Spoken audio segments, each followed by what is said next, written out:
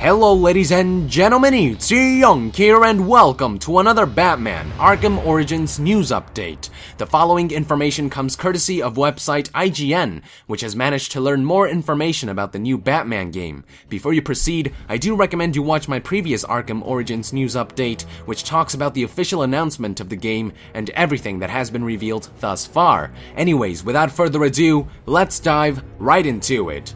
Right off the bat, no pun intended, the plot of the game is given a bit more context. As noted in my previous video, in Arkham Origins, Batman is being pursued by 8 assassins, one of them being Deathstroke, aka Slade. IGN has managed to learn that the Black Mask is the villain responsible for putting the bounty on Batman's head, although the reason behind such actions still remains a mystery. Speaking of villains, because the game explores Batman's younger days, expect to see familiar villains from the previous 2 games in a much younger and healthier state. IGN's article specifically talks about the Penguin, who didn't always have a crippled eye. Also, expect to see familiar allies such as the Gotham City Police Department, particularly a young Captain Jim Gordon. Now, since the game does take place during a time in which this mysterious entity known as the Batman is just beginning to gain public attention, Gordon and the police will all have a more alert, skeptical, and hostile attitude towards Batman.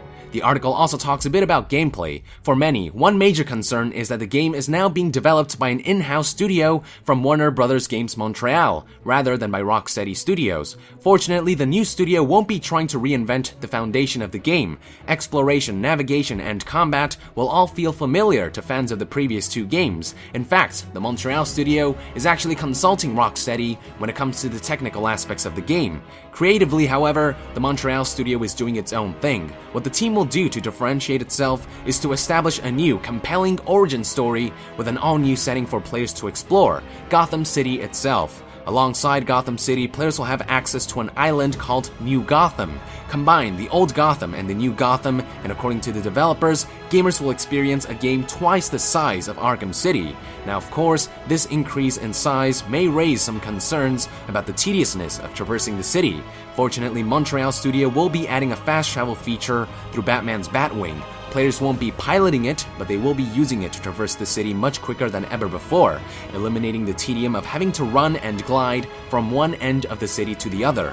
Now, to unlock the fast travel feature in specific locations, players will have to take down towers that jam Batman's ability to call the Batwing. To dismantle these towers, players will have to use Batman's abilities and gadgets, some which may not be available until later in the game. So certain towers can only be dismantled once you reach a certain point in the game, allowing the designers to control the flow of the game.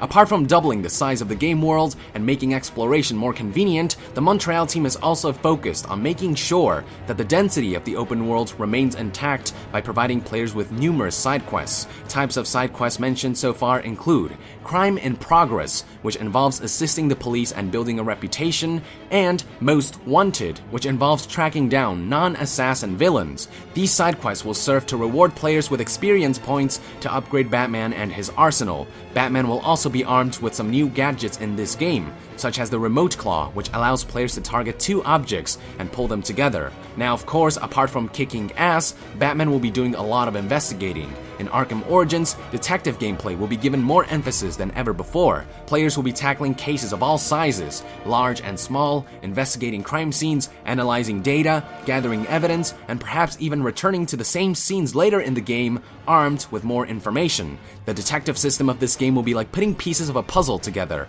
with a full narrative of the case unlocking after it is solved.